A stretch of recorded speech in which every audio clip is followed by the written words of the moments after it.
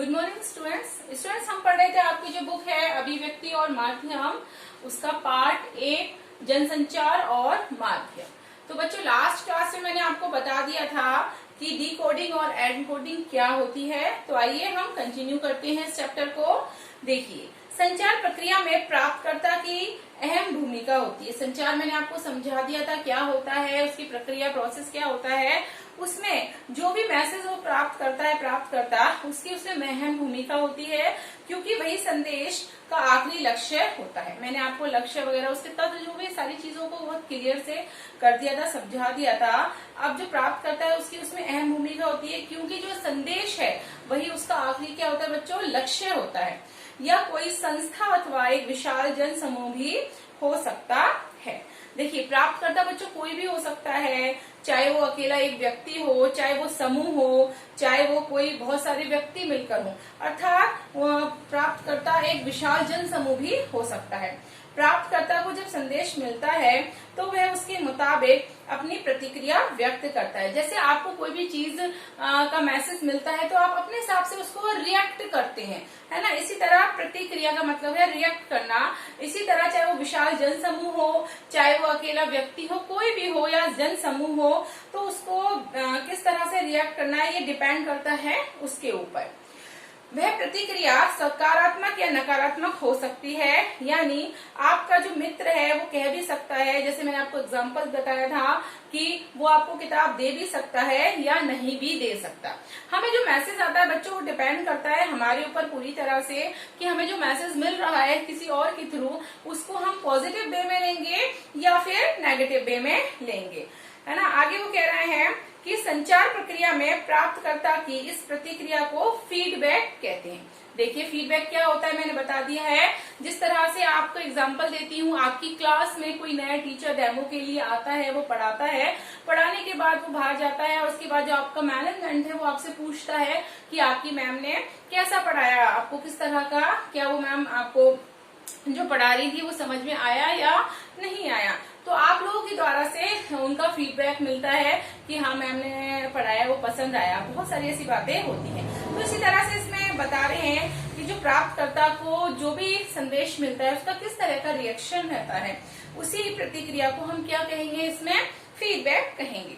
संचार प्रक्रिया की सफलता में फीडबैक की बच्चों अहम भूमिका होती है।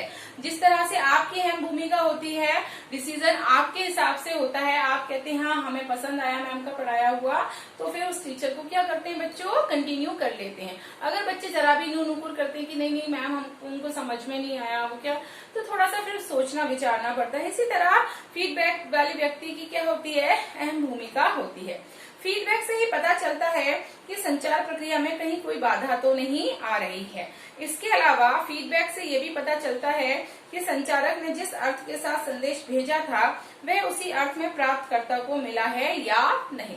देखिए, इस चैप्टर के हिसाब से मैं ये समझाने की कोशिश कर रही हूँ बच्चों कि उसमें अगर कोई बाधा आ रही है तो क्यों आ रही है, उससे हम फीडबैक के थ्रू हम उस चीज को पता कर सकते हैं, समझ सकते हैं। साथ में जो संचारक है उसने जो भी अर्थ भेजा है, मैसेज भेजा है, उस मैसेज को प्राप्तकर्ता को मैसेज उसी हिसाब से उसी रूप में पूरी तरह से मिला भी है या नहीं।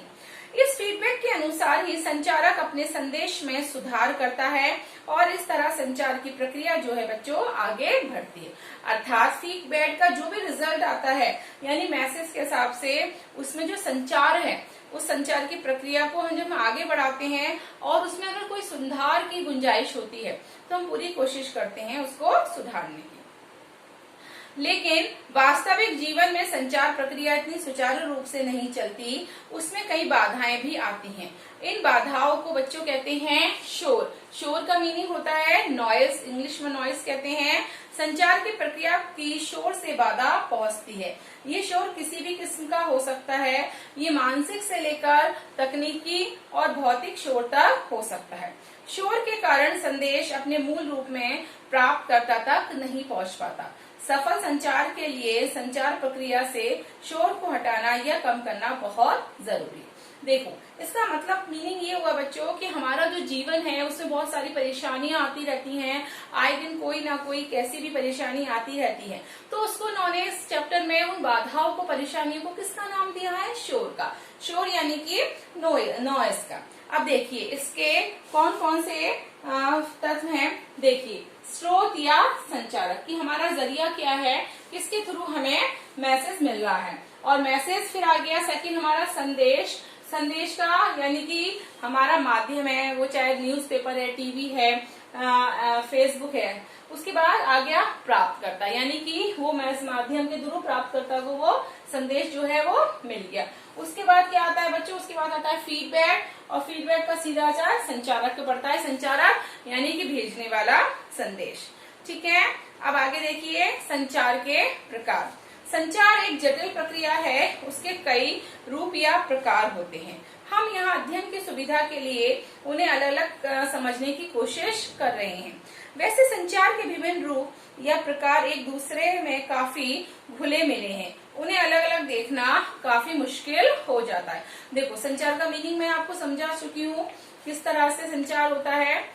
जैसे कभी आप अपने मित्र को इशारे से बुलाते हैं, जाहिर है कि ये इशारा भी बच्चों क्या होता है? एक संचार होता है, यानी कि एक संकेत होता है। और इस इशारे को हम क्या कहेंगे? सांकेतिक संचार कहते हैं। जब हम अपने बड़ों को सम्मान से प्रणाम करते हैं तो उसमें मौखिक संचार के साथ साथ दोनों हथेलियां जोड़कर प्रणाम का इशारा भी करते हैं। इस तरह एक ही साथ हम मौखिक और अमौखिक संचार करते हैं, जैसा कि अक्सर हमारी रोजमर्रा की जिंदगी में होता है। जैसे हम किसी से बात करते हुए अपनी आंखों, हाथ, चेहरे, गति आदि चीजों में और स्वरों में उतार चढ़ाव करते हैं। उन सब चीजों के जरिए जो भी हम काम करते हैं वो कैसा कहलाता है? वो मौखिक या अमौखिक संचार कहलाता है। अर्थात हम बहुत सारी विभिन्न क्रियाओं के हिसाब से संचार करने की कोशिश करते हैं। आगे से बता रहे हैं, हमारे जीवन की कुछ सबसे महत्वपूर्ण भावनाएं मौखिक से कहीं ज्यादा अमौखिक संचार के जरिए व्यक्त होती हैं, जैसे कि हमारी खुशी है, दुख है, प्रेम है, डर है आदि। ये बच्चों हमारी क्या होती हैं? ये एक तरीके से हमारी पूरी तरह से फीलिंग्स होती हैं, जिसको हम क्या नाम देंगे? अमौखिक संचार नाम देंगे। संचार के विभिन्न रूपों को हम एक और तरह से देख सकते हैं। याद कीजिए, जब आप अकेले में होते हैं तो क्या कर रहे होते हैं?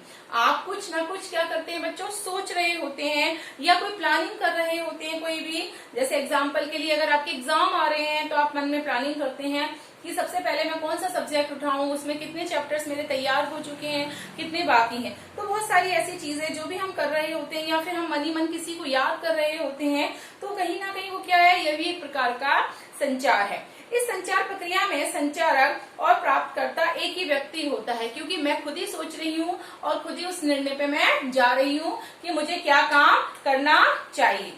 आगे वो उसमें बता रहे हैं बच्चों कि ये संचार की सबसे बुनियादी रूप है।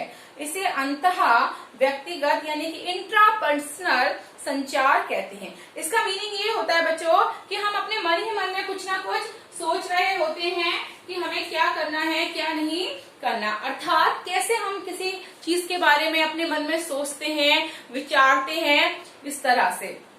तो आगे बता रहे हैं इसमें कि ये कौन सा कहलाता है? अंतः व्यक्तिगत संचार कहलाता है, यानी कि इंट्रापर्सनल यानी कि अपने मन में ही खुद से सोचना और खुद से ही विचार करना।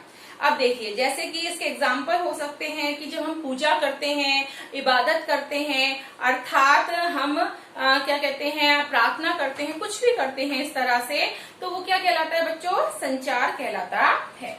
किसी भी संचार की शुरुआत यहीं से होती है, अर्थात हम पहले सोचते हैं, फिर किसी और से हम संवाद करने की कोशिश करते हैं। स्पष्ट है कि किसी विषय या मुद्दे में पर सोच विचार करना या विचार मंथन भी संचार का एक रूप कहलाता है। देखिए, ये तो हमारा हो गया अंतः व्यक्तिगत। अब देखिए दूसरा होता है अंतर व्यक्तिगत संचार। क्या होगा? जब दो व्यक्ति आपस में आमने सामने विचार कर रहे होते हैं, और तो इसे हम क्या कहेंगे बच्चों? इसे हम अंतर व्यक्तिगत संचार यानी कि इंटरपर्सनल कहते हैं। इस संचार में फीडबैक तत्काल प्राप्त हो जाता है, क्योंकि आमने सामने दो व्यक्ति आपस में जब बात कर रहे हैं, ऑब्वियसली उन दोनों में जो भी बात हो रही है, चाहे ऐसी हो रही हो, चाहे कोई निर्णय को लेकर हो रही हो, तो उसी समय तुरंत हमें फैसला प्राप्त हो जाता है। इसलिए इसमें हमें तुरंत फीडबैक मिल जाता है।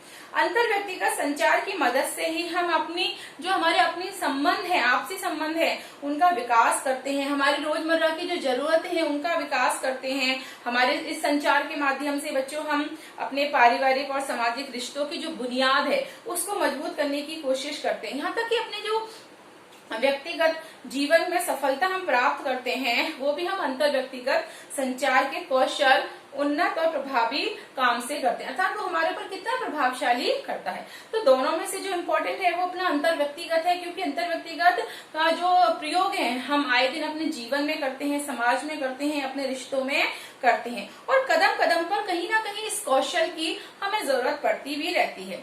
चाहे हम नौकरी के लिए, इंटरव्यू के लिए जाएं, चाहे हम एडमिशन के लिए स्कूल में जाएं, कहीं भी जाएं, यानी कि दो भी व्यक्तियों के बीच में या संस्था के बीच में जो भी बातचीत हो रही है वो अंतर व्यक्तिगत की तरह हो रही है। अर्थात अंतर व्यक्तिगत का मतलब है कि कोई एक कौशल जो हम बहुत पूरी तरह से विकसित कर सकते हैं, और इसी की वजह से हमारा विकास होता है। तो बच्चों आज हमारी क्लास यहीं तक होगी, कल इस क्लास को हम कंटिन्यू करते हैं। Thank you.